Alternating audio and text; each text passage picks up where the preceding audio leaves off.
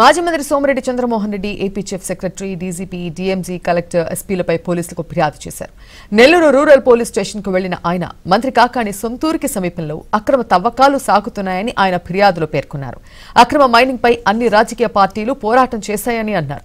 తాను సత్యాగ్రహ దీక్ష చేసే సమయంలో భారీ ఎత్తున జిలిటన్ స్టిక్స్ డిటోనేటర్లు గుర్తించి ఆధారాలతో ఫిర్యాదు చేసినా పట్టించుకోలేదని ఆరోపించారు.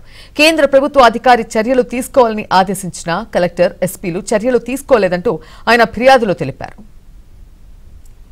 మంత్రి ఊరు తోడేరికి ఒక పక్కన వరదాపురం, ఒక పక్కన మరుపూరులో మళ్ళీ మొదలైపోయింది. ఓ పక్కన తెల్లరాయి, ఓ పక్కన ఎర్రమట్టి హాయిగా అమ్ముకుంటున్నాడు ఆయన కాకాని. ఎర్రమట్టి మాత్రం సర్వేపల్లిలో ఉండకూడదంట, అది మంచిది కాదంట ప్రజలకి, ఇంకా మొత్తం ఎత్తేస్తున్నారు. నేను డిసెంబర్ 2 ఏమని ఫిర్యాదు చేశానంటే, డిసెంబర్ 2 నుంచి డిసెంబర్ 2, 3, 4 ఈ హైయర్ అథారిటీస్ 5 మందికి చీఫ్ సెక్రటరీ నుంచి ఎస్పీ దాకా నేను కంప్లైంట్ చేశా. విత్ ప్రూఫ్స్ జీపీఎస్ మ్యాప్స్ పంపించా. డిసెంబర్ 7 వాడు హైకోర్టు ఆర్డర్ తెచ్చారు. డిసెంబర్ 16, 17, 18 14 హిటాచీలు 30 డంపర్లు ఆ పేలుడు పదార్థాలు అన్నీ తీసి చూపించి మళ్ళీ మెయిల్ పంపించా. డిప్యూటీ డైరెక్టర్ ఎక్స్ప్లోజివ్స్కి పంపించా. ఈ రోజుకి ఎందుకు యాక్షన్ తీసుకోలేదు?